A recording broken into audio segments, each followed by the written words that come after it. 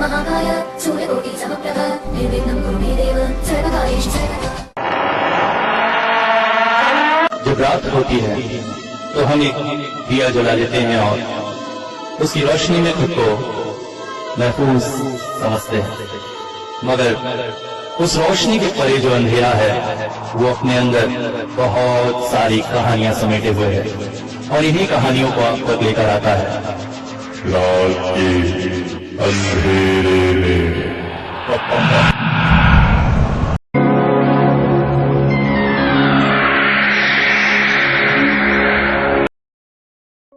रात में सोने जा ही रहा था कि अचानक मोबाइल बज उठा।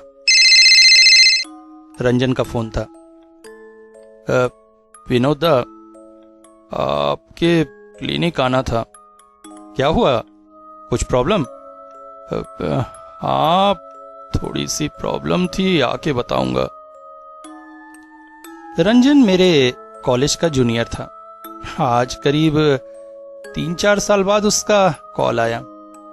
कॉलेज खत्म करने के बाद मेरी स्वभावतः रुचि ह्यूमन साइकोलॉजी में थी, इसलिए मैंने उसमें एमए किया और फिर पीएचडी करने के बाद धीरे से एक काउंसलिंग की ऑफिस खोल दी।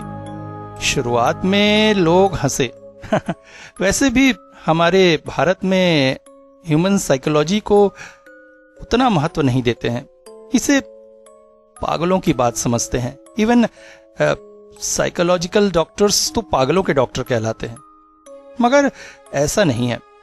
विदेशों में ह्यूमन साइकोलॉजी का बहुत मान है। जिस तरह से हम नॉर्मल डॉक्टर के पास जाते हैं, डेंटिस्ट के पास जाते हैं, वहां मंथली साइकोलॉजिस्ट के पास भी विजिट की जाती है। इंसान का दिमाग एक अजीबोगरीब, बहुत ही जटिल रचना है, जिसमें बहुत सी अजीबोगरीब परेशानियां उत्पन्न होते रहती हैं। अगर एक स्वस्थ जीवन जीना है तो साइकोलॉजिस्ट से सलाह लेने में कोई बुराई नहीं, मगर हमारे भारत में ये बात अभी लोग समझ नहीं पाए और बस इसी के चलते मेरे कॉलेज के दोस्तों ने मेरा मजाक उड़ाना शुरू कर दिया। रंजन भी उन्हीं में से एक था, मगर आज उसकी कॉल और उसका मुझसे मिलने के लिए बेकरारी देखकर मुझे अपने काम पर गर्व हो रहा था। अगली सुबह उठकर नहा धोकर मैं चेंबर के लिए निकल पड़ा। रंजन को दिए गए टाइम पर वो सामने उपस्थित हुआ, मगर उसे देखकर मैं आश्चर्यचकित हो गया। ये क्या हाल बन गया है रंजन का? बाप रे, आंखों के नीचे काले गड्ढे, शरीर सूखता सा जा रहा है। वो हट्टा कट्टा बॉडी बिल्डर कॉलेज का रंजन इस हाल में। मैंने उसे कहा, बैठ। विनोद दा, बड़ी परेशानी में हूं। क्या परेशानी है? मैं कुछ रातों से सो नहीं पा रहा हूं। सो नहीं पा रहा है? Okay, sleeping disorder. तो नींद नहीं आती है या टूट जाती है? नहीं, नींद तो बहुत आती है, मगर मैं सोना नहीं चाहता। मैं जागते रहना चाहता हूं। हाँ, ये कैसी बात है? मैं कुछ स्लीपिंग पिल्स लिख देता हूं, उससे तुझे आराम से नींद आएगी। नहीं विनोद दा, नहीं, नींद ही तो नहीं चाहिए। कोई ऐसी दवा दीजिए कि मुझे रातों को नींद ना आए। मैं सोना नहीं चाहता। मगर क्यों नहीं सोना चाहता? क्योंकि सोऊंगा तो सपना आएगा, और वो भयानक सपना, मैं उससे किसी भी तरह से दूर रहना चाहता हूं। कैसा सपना? एक सपना है जो बार बार रातों को आता है। ओ, तो वो सपना बार बार तुझे आता है? ओके। क्या है उस सपने में? बहुत डरावना सपना। ओ, डरावना सपना, ओके। रेगुलर आता है? नहीं, बीच में नहीं आता है, मगर फिर आता है। क्या देखता है सपने में? मैं देखता हूँ, मैं एक अपार्टमेंट में हूँ और वहाँ मैं दरवाजे पर नॉक करता हूँ। दरवाजा खुलता नहीं है, मगर दरवाजे के ऊपर एक साइन है, एक बहुत बहुत खतरनाक साइन, डोंट एंटर जैसा।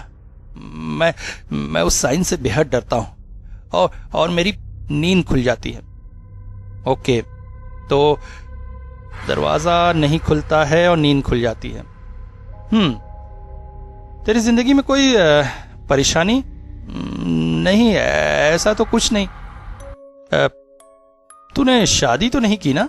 नहीं, अभी नहीं। क्यों, गर्लफ्रेंड से ब्रेकअप हो गया? नहीं, ऐसा भी कुछ नहीं है। तो किसी चीज से डर, कोई परिवर्तन जो तू नहीं चाहता था? नहीं, ऐसा भी कुछ नहीं हुआ है। या जिंदगी में कोई चेंजेस हुए अभी? पिछले 2 सालों में सिर्फ एक ही चेंज हुआ है, मैंने अपना नया घर लिया है बस। तो हो सकता है पुराने माहौल में रहते रहते तुझे अच्छा लगने लगा था, इसीलिए तू इस नए माहौल में नहीं रहना चाहता। नहीं रंजन दा, बात इतनी नहीं है। 1-2 बार सपने में कुछ और भी देखा। क्या देखा? मैंने सपने में देखा मैं एक बहुत पुराने घर के सामने खड़ा हूं, एक लोहे के गेट के बाहर। मैं जानता हूं ये घर बहुत पुराना है। सपने में ही मैं ये बात जानता हूं। उस घर में कोई भी नहीं रहता है। बहुत साल पहले लोग उस घर को छोड़कर जा चुके हैं। बिजली भी नहीं है, बिजली विभाग ने लाइन काट दी है। फिर भी मैंने देखा 4 मंजिली उस इमारत के 4थी मंजिल के एक खिड़की में अचानक लाइट जल जाती है। मेरा बहुत मन हुआ घर के अंदर जाकर देखने को। दरवाजा धकेलकर अंदर जाऊंगा, ऐसे समय में मेरी नींद टूट गई। एक बार सपने में देखा मैंने दरवाजा खोल लिया है और अंदर बेहद घनघोर अंधेरा है और उस अंधेरे से मुझे बहुत डर लग रहा है। ओके, अंधेरे से डर की प्रॉब्लम है, ठीक है। नहीं, यहां भी बात नहीं रुकती है। तो एक बार मैंने सपने में कुछ और भी देखा था। क्या देखा था? मैंने देखा उस अंधेरे में एक औरत की आकृति है, पर्दे के पीछे खड़ी है। कौन है मैं नहीं देख पाया, मगर मुझे अंदर बुला रही थी। अंदर का वातावरण इतना डरावना था कि मैं जाने में बेहद डर रहा था। फिर मेरी चीख निकल गई और इसी के चलते मेरी नींद टूट गई। अगर चीखना निकलती तो मेरे साथ क्या होता? मैं सपने में ऐसा कुछ भी नहीं होता है रंजन, तो इतना डर क्यों रहा है?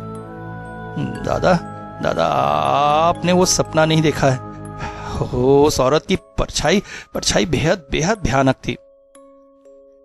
ठीक है, देख, सपना होता है। हमारी जिंदगी की कोई बात, कोई घटना जिससे हम एक्सेप्ट नहीं कर पाते हैं या नहीं चाहते कि हमारी जिंदगी में हो, वो हमें इस तरह सपने में डराती है। इसे डरने की कोई बात नहीं है। दादा, ऐसा ही होता तो मैं भी नहीं डरता, मगर वो सपने को देखने के बाद मेरे घर में बहुत अजीब बातें हो रही है। कैसी अजीब बात? मैं अक्सर महसूस करता हूं जैसे मुझे कोई देख रहा है। हर वक्त घर में रहते हुए मुझ पर किसी की निगाह रहती है। एक दिन तो बहुत डरावनी बात हुई थी। मैं रात को सो रहा था, अचानक दरवाजे पर दस्तक हुई। जाकर दरवाजा खोला तो बाहर कोई नहीं था। हमारी कॉलोनी में कुछ नशेड़ी लड़के हैं जो इस तरह की बदमाशी करते हैं। मुझे लगा आज मेरे पीछे लगे हैं, इसलिए दरवाजा बंद करके फिर सोने चला गया। मगर तभी मुझे एहसास हुआ बाथरूम में पानी गिरने की आवाज आ रही है। मैं चौंक पड़ा। मैं घर में अकेला हूं, बाहर हूं तो बाथरूम में कौन है? मेरे अनजाने में कोई घर में घुसा या क्या? जब मैं निकलकर कौन है देख रहा था, ऐसे में ही शायद कोई घुस आया होगा। मैं थोड़ा डर भी गया, कहीं कोई चोर ओर तो नहीं। मैंने एक लोहे की रॉड उठाई और चुपचाप बाथरूम की तरफ चल दिया। बाथरूम के दरवाजे के पास पहुंचने पर भी पानी गिरने की आवाज स्पष्ट थी। जैसे ही मैंने बाथरूम का दरवाजा खोला, अंदर कोई नहीं था। पानी गिरना भी बंद हो चुका था। आश्चर्य में था मैं। कुछ समझ नहीं पा रहा था मेरे साथ क्या हो रहा है। काफी देर तक बाथरूम के पास ही खड़ा रहा। दरवाजा बंद करके वापस बिस्तर पर लेटा। अब कुछ भी नहीं हुआ। लेटे लेटे अचानक झपकी सी आने लगी थी। फिर अचानक ही धुंधली आंखों से जो मैंने देखा वो मेरे लिए आश्चर्यजनक था। बाथरूम का दरवाजा खुला और एक औरत बाथरूम से निकलकर मेरे कमरे तक आई। वो कमरे में कुछ देर टहलती रही और जैसे ही मैं उठा वो गायब हो गई। उस दिन के बाद से अक्सर ये घटनाएं होती है। कभी रात को मेरे कमरे में कोई टहल रहा होता है, कभी बाथरूम में पानी गिर रहा होता है, कभी दरवाजा ठकठका रहा होता है, और फिर वो सपना। मैं परेशान हो गया हूं दादा। अच्छा, ये बातें तूने मुझे क्यों बताई? अब तुझे क्या लगता है इसके साथ तेरे सपनों का कोई कनेक्शन है?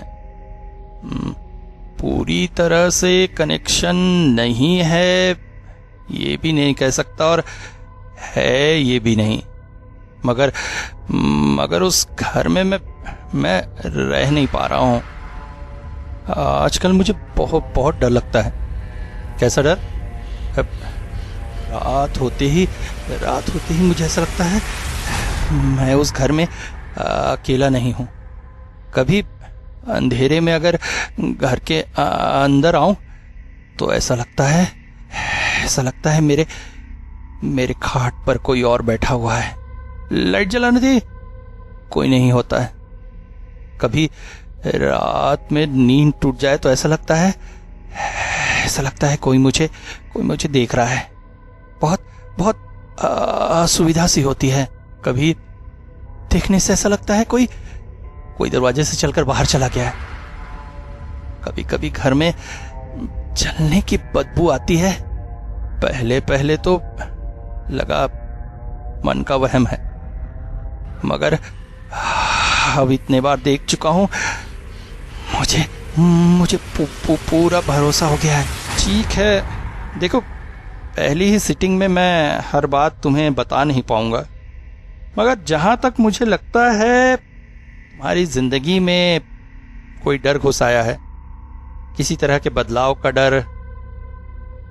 मैं कुछ मेडिसिन्स लिख दे रहा हूं, तुम इन्हें लो। नेक्स्ट सिटिंग में हम थोड़ा और बात करेंगे।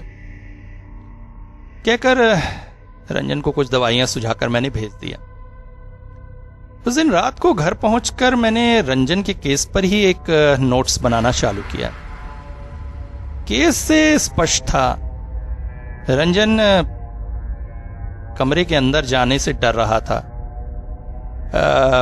स्टॉप का साइन भी उसने देखा था।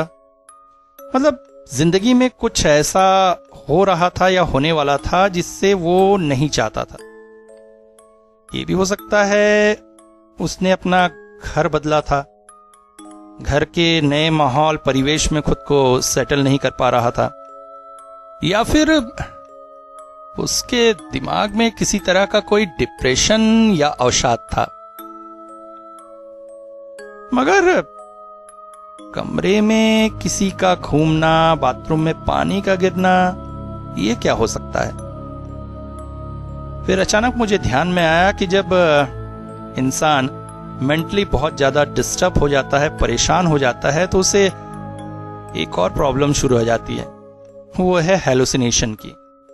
कुछ अजीब अजीब और अनचाही चीजें उसे दिखाई देती है जो वास्तव में अस्तित्व में नहीं होती हैं, मगर उसे दिखती हैं। मुझे लगा रंजन भी इसी तरह की किसी हेलुसिनेशन का शिकार है। इस तरह की बीमारी की अवस्था को साइकोसिस कहते हैं। मैंने रंजन को एक और बात कही थी। मैंने उससे कहा था, चूंकि सपना देखकर वो मन में ही रख लेता है, इस वजह से उसे ज्यादा टेंशन होती है। नेक्स्ट बार जब भी वो सपना देखे, अपने पास एक कागज कलम रखे। जैसे ही नींद टूटे तब या सुबह, जब भी हो, जो कुछ भी देखा है उसे नोट डाउन करके रख ले। इससे उसके मन की भावनाएं कागज पर उतर जाने से उसे थोड़ा सा रिलैक्स तो मिल ही जाएगा। इसके बाद करीब 3-4 दिनों तक मैं अपने काम में व्यस्त रहा। एक दिन रात को सो रहा था, अचानक मोबाइल बज उठा। हेलो विनोद, आप अभी मेरे घर आ सकेंगे?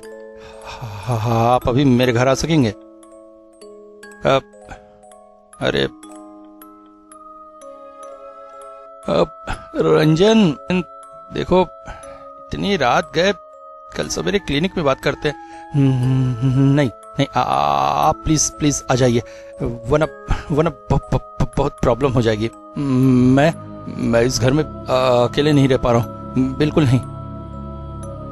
अच्छा ठीक है, मैं पहुंचता हूँ। परेशानी के साथ मैं वीरेंद्र के घर को निकल पड़ा। अभी उसके घर के पास ही पहुंचा था, मुझे ऐसा लगा जैसे 2 मंजिले की खिड़की से वो मुझे देख रहा था। वहीं बैठकर शायद मेरे आने का इंतजार कर रहा था। दरवाजे पर जाकर मैंने जैसे ही घंटी बजाए, उसने तुरंत दरवाजा खोल दिया। आइए आइए, थैंक यू वेरी मच। मुझे अपने घर में पहुंचा देख काफी ढाढ़स बंधा था उसे। डर के मारे उसका चेहरा सफेद सा हो आया था। मुझे अंदर पहुंचते ही वो बोल पड़ा, मैंने एक बहुत खतरनाक सपना देखा है। क्या देखा है? मुझे खुल के बता। मैंने सपने में देखा, वही दरवाजा खुला है, मैं बाहर खड़ा हूं और अंदर वो औरत मुझे हाथ के इशारे से बुला रही। मैं बेहद डरा, मगर अब की बार मैं अंदर चला गया। मैं सीढ़ियों से चढ़कर फ्लैट के दरवाजे के पास पहुंचा, मगर अब की बार लाइट नहीं जली। मैं आश्चर्यचकित हो गया। मैं दरवाजे पर दस्तक देने जाने ही वाला था कि अचानक मैंने वही निशान देखा। अच्छा एक बात बता, वो निशान दिखने में कैसा है? मैंने उसे बीच में ही रोकते हुए पूछा। हाँ अभी दिखाता हूं। रंजन के बेड के पास ही एक कागज पेन पड़ा था। उसे उठाकर उसने कुछ ड्राइंग बनाई और मेरी तरफ बढ़ा दिया। ड्राइंग में एक बड़ा से गोले के अंदर कुछ आड़ी लकीरें और उनके अंत में कुछ गोले थे। बड़ा अजीब सा निशान था। मुझे कुछ भी समझ में नहीं आ रहा था। मैंने अपने मोबाइल से एक फोटो खींच कर रख ली। रंजन आगे बोल पड़ा। चिन्ह को देखकर इस बार मुझे डर नहीं लगा। मैंने दरवाजे पर नॉक की। दरवाजा न खुलने पर हैंडल घुमाकर मैंने खुद ही दरवाजा खोल लिया। अंदर घनघोर अंधकार था। अंदर घनघोर अंधकार था। ऐसा अंधकार मुझे लगा मैं अंधा हो गया हूं।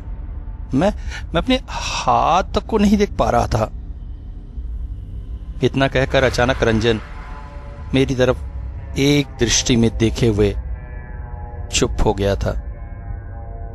अचानक ही रंजन पूछ पड़ा, अच्छा दादा, तुम डायन मानते हो? मतलब डायन होती है, इस पर तुम्हें विश्वास है? देखो रंजन, हम लोग अभी कोई मध्य युग में नहीं जी रहे हैं जब महिलाओं को डायन का नाम देकर जिंदा जला दिया जाता था। हम साइंस के युग में हैं। यहाँ ऐसी बातों का औचित्य क्या है? मुझे कुछ परेशानी सी लग रही थी। मैंने कहा, तू ये क्यों पूछ रहा है? कारण है विनोद दा, तुम्हें पता है इस घर के बनने से पहले 200 साल पहले यहाँ पर एक डायन का घर था। क्या? तुझे ये बात कैसे पता चली? मुझे पता है। पश्चिम के एक बहुत ही खतरनाक अब देवता की आराधना करती थी वो, और अपनी साधना के चरम सीमा पर अपने शरीर में आग लगाकर आत्महत्या करती है वो। खैर, आगे सुनिए।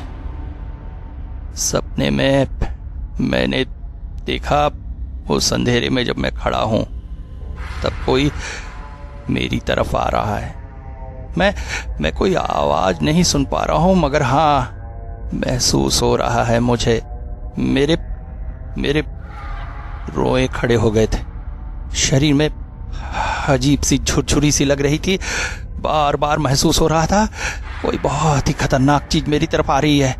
आ गई है, ये आ गई मेरे सामने, और डर के मारे मेरी चीख निकल गई। उस चीख की वजह से मेरी नींद खुल गई। उसकी बातें सुनकर मेरे शरीर में भी झुरझुरी से महसूस होने लगी थी।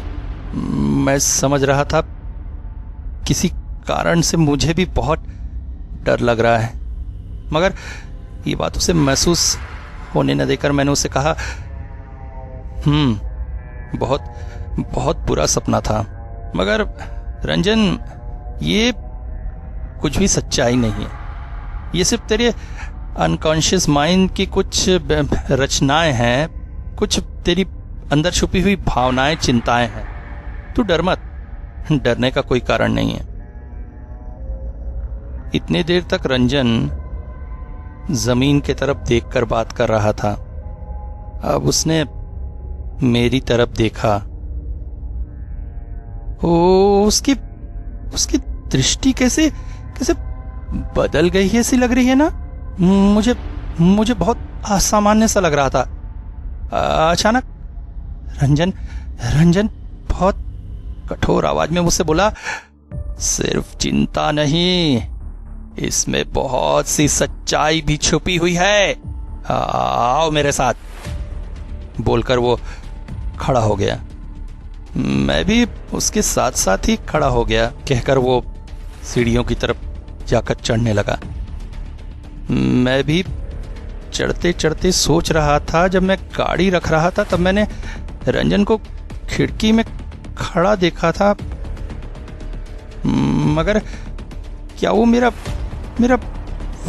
वहम था? मैं उसके साथ कमरे के गेट पर पहुंचा था कि अचानक वो बोला, देखो विनोदा, देखो।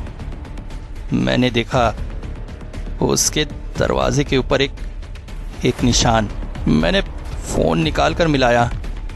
ये तो वही निशान है। इसे क्या उसने खुद बनाया है? वो क्या मेरे साथ मजाक कर रहा है? शायद मेरे मन के भाव समझकर रंजन बोला, नहीं, मैंने इसे नहीं बनाया है। मैं नींद से उठकर इसे देखा था। उसके बाद से उसके बाद से मैं उस कमरे में नहीं गया। मैं ऊपर नहीं आता हूँ। मुझे उसकी किसी भी बात का विश्वास नहीं हो रहा था। लग रहा था सब झूठ है। अचानक ही बोला, हाँ अंदर एक बार देखा जाए। कहकर दरवाज़ा धकेलकर वो अंदर गया। मैं भी उसके पीछे पीछे ही गया और मैं चौंक सा पड़ा। ऐसा लगा अंधेरे में कोई उसके खाट के ऊपर बैठा हुआ है और उसके साथ साथ एक जली हुई बदबू, बेहद बेहद बेहद बुरी जली हुई बदबू।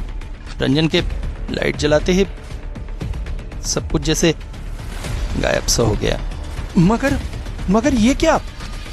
रंजन के कमरे का ये अजीबोगरीब हाल, दीवार में अजीब अजीब से निशान की ड्राइंग्स और घर के ठीक बीचों बीच एक बहुत बहुत अजीब सा निशान। मेरा मन एक अजीब से डर से भर उठा था। रंजन की तरफ देखते ही मैंने देखा वो एकटक मेरी तरफ देखे हुए था। उसे देखने में कुछ अजीब सा लग रहा है ना। उसकी इस तरह एकटक मुझे देखना मुझे बिल्कुल अच्छा नहीं लग रहा था। मन में आ रहा था इतने रात को बिना किसी को बताए मेरा इस तरह उसके घर में चले आना कुछ ठीक नहीं रहा है। शायद मेरा ना आना ही यहाँ अच्छा होता। कि तभी रंजन बोल पड़ा, आपको पता है आपको पता है उस डायने ने वो आत्महत्या की थी। उसकी आवाज कैसी अजीब सी आ रही थी ना, दोहरी सी। थोड़ी हिम्मत करके मैंने कहा, क्यों? इंसान की आत्मा चाहिए थी बलि के रूप में देवता ने।